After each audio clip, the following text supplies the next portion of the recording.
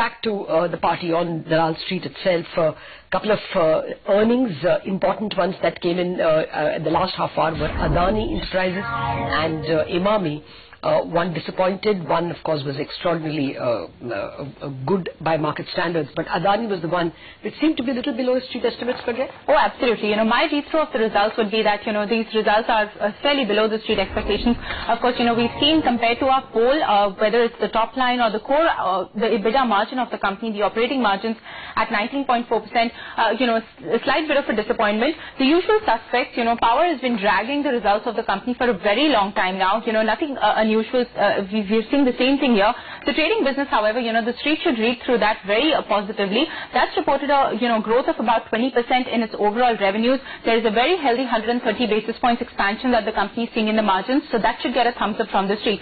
Power business, the usual culprit, revenues down by about 20%. So despite the company charging compensatory tariff and actually booking for that in its overall results, at least on-ground results don't seem to be doing well. Ports has done very well. Revenues up by close to about 55% this quarter that Adani Enterprises has reported. So that is leading to that support that we are seeing on the overall top line of the company. However, margins of this segment have a tad bit disappointed. There's a huge trading pop which the company has seen in terms of the margins of the agro business this time. So that's quite surprising. It's usually a lumpy kind of a business. So 4.5% margins has come in as quite a bit of a surprise this time. So maybe that's led to that 19.4% kind of, operating margins.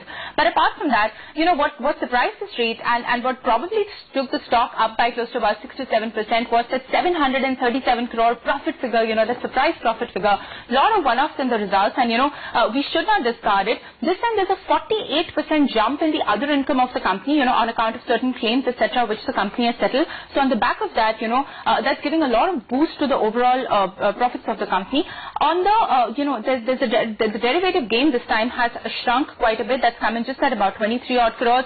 Last year there was a tax write-back of 1387 crores. This time the tax outgo itself on an effective tax rate is extremely limited.